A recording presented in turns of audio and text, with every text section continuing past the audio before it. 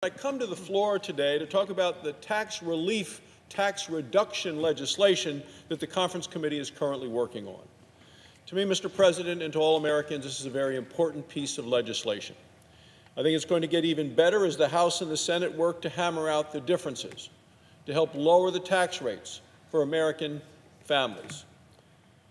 When you look at this legislation, there are so many policies that will help to make America's economy grow. Families across the country will get a tax break. It's what they need. It's what they've been looking for a long, long time. Main Street businesses will also get a tax break. When people get a raise like that, they invest in their families and they invest in their communities. They create jobs, wages go up, the economy grows, and our nation gets stronger. You don't have to take my word for it, Mr. President. Respected mainstream economists are saying exactly the same thing. They agree that our economy needs to grow, and they agree that the legislation that we're working on, that passed the Senate, passed the House, being joined together, will deliver the growth that our nation needs. In October, the Council of Economic Advisors put out a report looking at some of the ideas for tax relief. Now, this is a group that advises the President on economic issues. Their report found that the tax plan, like the one Republicans wrote, will grow the economy between 3% and 5%. Mr. President, that's real growth. It's strong growth, and it's good news for America. Now, there was another study that came out in October. That was by a group of economists at the Massachusetts Institute of Technology and Boston University. They did their own calculations, used their own numbers, and they found the exact same good news for the American economy. Just like the other report, this one said that the Republican tax plan would grow the economy by between 3% and 5%. A third study came out in November. It was by the Tax Foundation. Again, it's a respected group of economists who study this kind of thing for a living. They looked specifically at the legislation as it was written by the Senate Finance Committee, passing then the Senate. This group found that the plan would increase the size of the economy by 3.7%. That same range between 3 and 5, but more specific, 3.7. Then there was a fourth analysis by one more group of 9 respected independent economists. This group wrote about their conclusions in a letter to the Treasury Secretary on November 26th. They wrote that they expect this tax relief plan to boost the economy by 3%, again, over the next 10 years. So we have 4 different entities, 4 different estimates, 4 different groups of prominent economists. They looked at the tax relief plan, looked at it different ways, used different analysis. They all found that it would grow the American economy by very similar amounts, all by at least 3%. Now, Mr. President, there was one other study out there that some people have been talking about. This was an estimate by a group called the Joint Committee on Taxation. This group predicts that growth under the Republican plan will increase, but by just 0.8% over those next 10 years. Now, that works out roughly to 0.08% a year. Now, all of these other groups say at least 3%, maybe 5%. And this other group says, no, less than 1% over a decade. Hard to believe.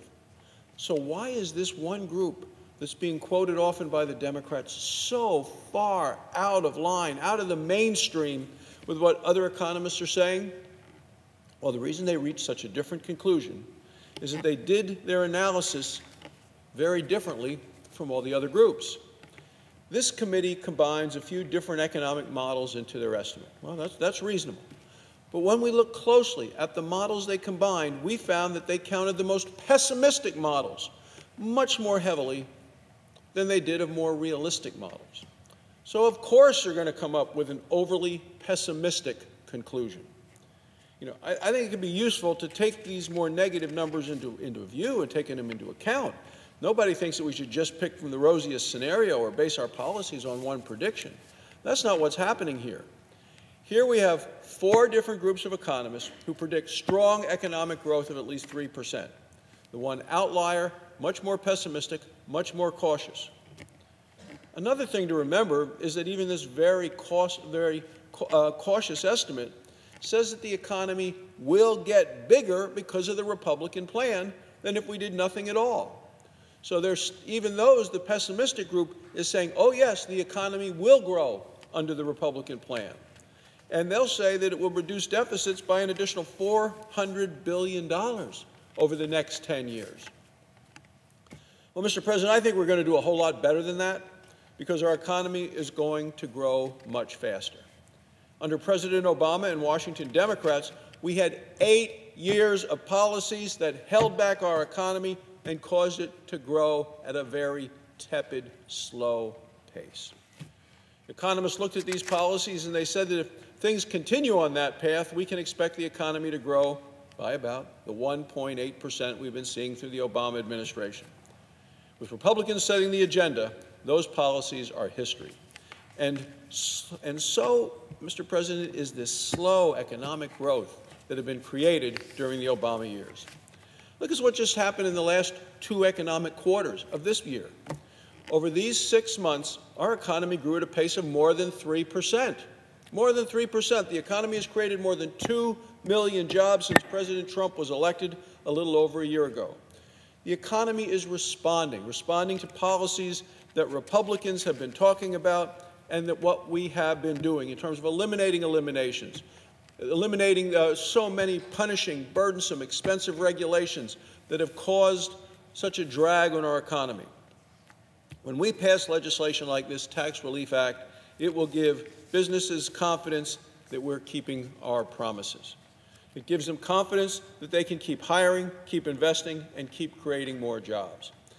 And Mr. President, when you take a look at the fact of 2 million more new jobs since Election Day of last year, someone said, oh, no, you have to wait until Inauguration Day to start counting. I just disagree.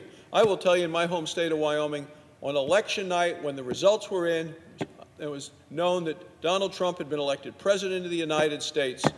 There was immediate optimism, immediate confidence, immediate positive spring in people's step. The decision at that point by the American electorate said, yes, it's time for this economy to take off, and it has. So when someone comes out with an estimate about economic growth and they don't take account for all of these different things, I think that maybe they're living in the past when they're looking at an economic growth model of 1.8%. I think maybe they got so used to the anemic growth that we had in the Obama years that they're still expecting that to continue into the future. They're not taking into account that things are different now, that Republicans are passing our economic plans, and that the burdensome regulations and the red tape has been cut. They're not taking into account that President Trump is in the White House. Mr. President, those things make a very big difference when it comes to sustaining this progress that we've seen over the past year. 4 out of 5 studies agree. The Republican tax plan will deliver the kind of economic growth that the American people want and that the American economy needs.